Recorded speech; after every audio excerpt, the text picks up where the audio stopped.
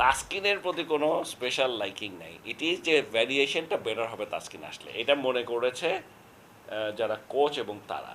কিন্তু এটার সাথে সাথে এটাও আমরা মনে করি যে যেহেতু রাহিকে দলে একবার নেওয়া হয়েছে, ওকে একটা ম্যাচ, এমনকি একটা প্র্যাকটিস ম্যাচও সুযোগ না দিয়ে বাদ দিয়ে দেওয়াটাও ঠিক হচ্ছে কিনা। সো এটা আমার মনে হয় ওকেও একটা সুযোগ দেওয়া উচিত। কিন্তু যদি আপনি ব্যর্থ হতে থাকেন, তখন আমরা আরেকজনকে দিয়ে ট্রাই করবো, আমরা তো চুপচাপ বসে থাকবো না। সো এই জিনিসটা বোঝানোর জন্যই টিমটা এমন করা আছে। আমার মনে হয় এবারের টিমে মোটামুটি আমাদের অনেক অপশন আছে, batting bowling we have lot of option. যেমন সৌম্য ইজ স্কোরিং ভালো আছে, Liton Das right and left combination, এটা একটা কোচের খুব পছন্দের।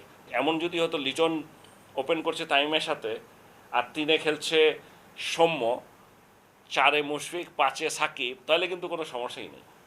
কিন্তু যেহেতু সাকিব 3-এ খেলতে চাচ্ছিল এবং এই পজিশনে এখন পর্যন্ত সে খুবই ভালো খেলছে, সেই জন্য এখন কিন্তু যদি দুজনকে যদি খেলতে হয়, কাউকে 6-7 এরকম লাইনে চলে যেতে হবে, এখানে আর কোনো সুযোগ নেই। যদি 300+ রান করতে হয়, তাহলে আমাদের দলে যদি লিটন, সৌম্য এবং সাব্বির তিনজনকে রাখা যেত, তাহলে আমাদের এই স্কোরটা করার সম্ভাবনা বেশি থাকতো।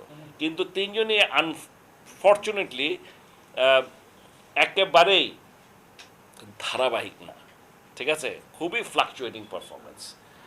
যে কোনো সময় যে কোনো বোলারকে মেরে বা যে কোনো টিমে অসম্ভব রান করেও দিতে পারে, আবার ধামাধাম কোনো রান ছাড়া ম্যাচের পর ম্যাচ তারা আউটও হয়ে যেতে পারে।